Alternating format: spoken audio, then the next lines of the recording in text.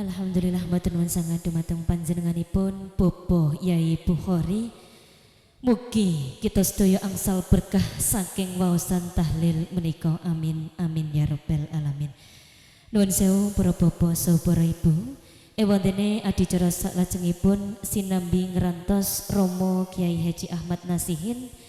Nun inggih kula sumanggaaken atur sambutan ingkang hamengkugati Bopo Haji Faiz ingkang badhe dipun aturaken dening panjenenganipun Bopo Ustadz Supriyadi. Dumateng panjenenganipun Bopo Ustadz Supriyadi sulih sarira saking Bopo Haji Faiz kula sumanggaaken. Nuwun matur nuwun.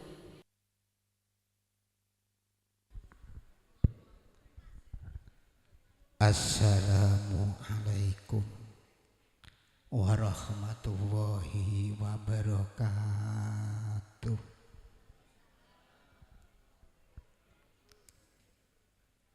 Tek kaya wis do lemes iya no ya. Do poso kabeh wong semene kae. Temenan. Ora ana sing mlidhuki. Uluk salam malih nggih. Saate ketoke kaya rak semangat ngenteni kiai ini. Aku dhewe niki ya rada ndredeg. Merga ora persiapan kok ngomah. Diweki acara Pak Supri mangke benjing dinten Ahad sore sampean derek ten mriku. Aku lho kan nang linggih nang mburi. Lah jebul Pak Haji Faiz mara ring mburi iki mbek ngenteni kiyaine nyambut wakil tuan rumah. Ha iki engko nek kiyaine tekane jam 6 ndung piye iki? Dilosno.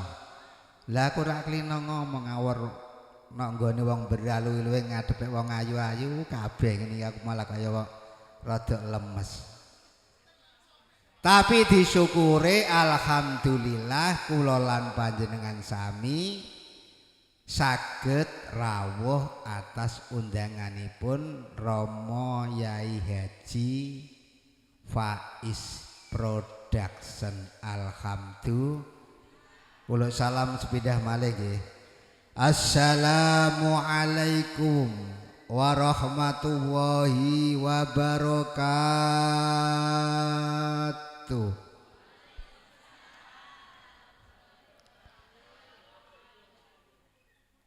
Alhamdulillahi rabbil alamin wa bihi nasta'inu ala umurid dunya waddin wassalatu wassalamu ala sayyidil anbiya'i wal mursalin wa ala alihi wa sahbihi wa alaina ajma'in.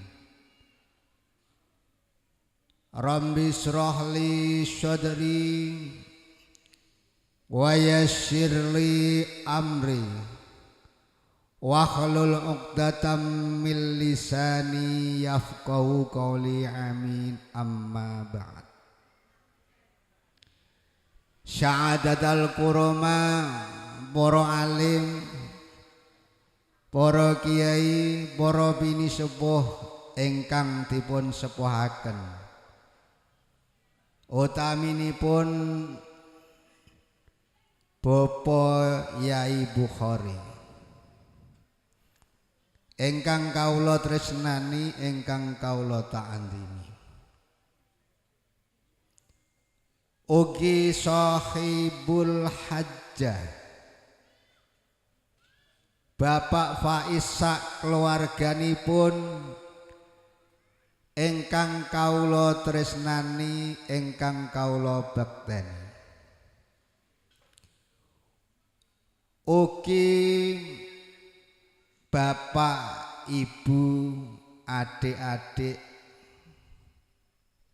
ingkang rawuh, ingkang kawula cintai. Wabil khusus panjenenganipun Romo Yai Haji Nasihin ingkang saat menika dereng rawuh ingkang kawula tenggo-tenggo fatwa saenipun pituturunipun kangge kula lan panjenengan sami muga-muga lek cepet hadir alhamdulillah. Mbok teko ya sak menit meneh lah lek cepet lebar. Sholawat ma'assalam kita aturaken dhateng baginda Rasul Nabi Agung Muhammad sallallahu alaihi wasallam. Ingkang kula lan panjenengan sami tenggo-tenggo syafaatul udmahipun benjing wonten ing dinten kiamah. Mugi-mugi kula lan panjenengan sami termasuk umatipun, termasuk diakuni umate sehingga kula lan panjenengan sami angsal syafaatipun alhamdulillah. Para rawuh ingkang kawula hormati, termasuk kula lan panjenengan sami iki wong sing bejo. Bejo munggu ing Gusti Allah, bejo munggu ing undangan. Kira-kira sampean kok ora diundang ngono teko-tekene tah mboten? Mboten nggih. Ngene iki ya nek undang kabeh Mas Faiz. Nggih. Tek aku ora antuk undangan Mas Faiz, tek malah nok ngarep. Spesial iki ana rokok. Nggih ra. Iki engko ana rokoke Pak Busenan. Ana nggih ngoten. Nek ana rokoke aku ya menawa rada kenceng sithik angon. Man fariha bituhuli Ramadan harramallahu jasadahu ala niron. Pak, nek bapak kaya ora patek anu, nek ibu biasanya semangat, Bu. Nah, ibu ku wis jan cantik-cantik tenan, aku gumen aku. Mas Faiz dek bengi ling muni ring aku, aja kuwatir Pak Supri. Iki engko sing teko iki apa Pak Faiz nek cara bahasane jenengan? WO iku ta kaya nek saarti iku kata kaya piye ya?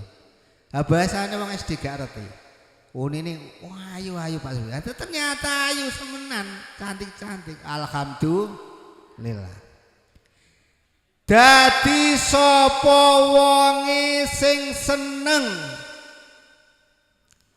nalikane wulan Ramadan teko tanggal 1. Dek winginane malam Setu. Sampean bungah napa mboten? Bungah iku mergo napa? Aku tak takon. Mergo mosok tanggal 1 langsung ditiakeh kaya ora percaya. Mergo sampean seneng nek bakal panen ganjaran, ora gambaran. Ganjaran. Seneng nek arep nglakoni ibadah mergo ditikelno nang nggone bulan Ramadan. Tapi nek bulan Ramadan sampean susah, waduh besok iki aku wis ora mangan. Iki kuat ta ora ya? Aja susah. Wong iku nek wulan Ramadan teko tanggal 1. Wong sing hadir sing seneng atine hadir ku atine seneng tekane wulan Ramadan. Harramallahu jasadahu. Harramawu mongko diharamake. Sapa sing ngaramake? Allahu rupane Gusti Allah. Jasadahu ing atase jasate wong sing seneng teka wulan Ramadan. Alan nironi ing atase dilebokno nerakane Gusti. Pak Nasikin wis teko ta durung ta, Cah? Dereng. Dadi sampean lagi seneng mawon iku jasate sampean dikaramno mlebu neraka nih Gusti. Sing dawuh Kanjeng, sampean percaya karo Kanjeng Nabi? Percaya ta mboten? Nek sampean ora percaya karo Kanjeng Nabi, ndung sampean iku kepengin duwe nabi sapa? Aku tak takon. Kudune sampean seneng bejo kula lan panjenengan sami nggadahi jengene nabi ini yaiku Nabi Agung Muhammad sallallahu alaihi wasallam. Mulane sing sapa wonge gelem maca selawat sepisan kabeh makhluke Gusti Allah roh rasane. Tak kandhani. Kewan roh rasane, wedhus roh rasane, apa meneh manusa. Sampeyan maca sepisan. Alhamdulillah. Mulane ayo maca bareng-bareng. Sallallahu ala Muhammad. Ana sing nyekel mic ya wong wedok, biasane suarane apik. Sallallahu alaihi wasallam. Sallallahu ala Muhammad. Sallallahu alaihi wasallam. Akhir aja kuwatir nek anu kalah karo suaraku, menang sampean. Wong wedok biasane suarane apik. Ayo. Wong wedok sallallahu. Aki MC ini biasanya apik MC ini. Monggo, Mbak. Sholawat sing kenceng, Mbak. Ada iso ra patek wani piye ta, Cang? Sallallahu suarane apik lah. Muhammad. Sallallahu alaihi wasallam. Ayo diangkat. Atas Samsung. Ayo. Oi, rawan. Suarane apik. Nggih ra, Bu? Kaya Elvis Renata. Nggih ra? Kaya Elvis Renata suarane, Masya Allah.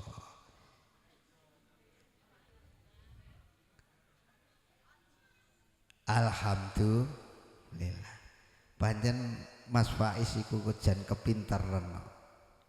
Mek wong ing lho iso jarak sing milih sing apik-apik, suarane sing apik-apik, tatanane ya penak-penak ngono. Akhir Mas Faiz calling besok pagi ada acara. Iya siap bos. Bok mas aku bapak nasihin rawuh saya kaget. Dadi sing sapa wonge seneng ring wulan Ramadan nalikane teko jasate dikaramno mlebu neraka. Alhamdulillah termasuk kula lan panjenengan sami. Muga-muga oleh berkahe bulan poso. Alhamdulillah. Lah wulan poso tanggal 1 sampai tanggal 10 iku isine rahmate Gusti Allah. Mulane nek tanggal tarawih tanggal 1 pol tanggal 10 mesti seneng. Musolane kebak. Nggih ra? Jenengan asli saking pundi, Mbak? Mayang kok. Mayang nggih ngoten nek tanggal 1, tanggal 2, 3, 4, 10 kebak musolane. Mergo iku rahmat diturunake Gusti Allah antarane tanggal 1 sampai tanggal 10. Lawan kok nek wis tanggal 10 ke atas sampai 20 iku maghfirah Gusti. Mulane nek wong njaluk ngapura rata-rata isin. Wis rak patek kober. Mulane barisane ya rada mundur sithik. Mundur ta maju? Maju, Bu. Nek mayang ya ngono. berarti wong Margo Harum ketularan mayang. Lah engko nek sampai tanggal 30 ke atas sampean dibebasno sangka nerakane Gusti. Mulakno masjid rodok sepi, musala rodok sepi, tapi swalayan tambah nek cara Mbah Bukhari ya ayo anjen tanggal 21 ke atas ya do memilih rok apa do ngindit duit gendong duit ke ngoring swalayan iku mertandani sampean dibebasno nerakane Gusti Allah sampean oleh ujian dadine masjid rodok sepi mergo iku final kanggone kula lan panjenengan sami dateng ngersanipun Gusti Allah. Mulane Pak Faiz, Haji Faiz sampean kena kanggo contoh. Iki termasuk Mas Faiz iki dadi anak sing soleh. Duwe harta kekayaan kangge sedekah ngundang tangga teparone saanane kiai diangklopi kabeh alhamdulillah mlane Mbah Bukhari nggo sak ra Mbah lho Mas Faiz ngene nek jak ngomong nek ora krungu iki dhek syukur karo Gusti Allah kiai ini wong sak Margo Harum tak domane dhuwit ben berkah uripku. Alhamdulillah. Bapa Nasihin sampun rawuh. Muga-muga paringi slamet dening Gusti Allah, diparingi keberkahan dening Gusti Allah. Nemangke kersane dipun terasaken. Monggo wayahe. Matur nuwun sanget dumateng panjenenganipun Bapak Ustadz Supriyati. Wonten adicara salajengipun inggih adicara inti mawidah hasanah. Kula ya kula tak uluk salam riyen. Nah, wong dereng uluk salam kok sampean wis langsung. Menawi wong nggih kula kan nyalami Mbah Yai kan ngoten. Dadi mangke kersane diterusake Bapak Haji Nasihin iki nek wong sing seneng tekane wulan Ramadan sampai kharoma jasadu ala niron sampean mangke kersane diterusake saking kaula wassalamualaikum warahmatullahi wabarakatuh. Waalaikumsalam warahmatullahi wabarakatuh. Ngapunten matur nuwun sanget dumateng panjenenganipun Bapak Ustadz Supriyati sulih sarira saking Bapak Haji Faiz. Wonten adicara salajengipun inggih adicara inti mawidah hasanah saking panjenenganipun Al Mukarram Romo Kiai Haji Ahmad Nasihin. Dumateng panjenenganipun Romo Kiai Haji Ahmad Nasihin kula sumanggaaken. Nuwun matur nuwun.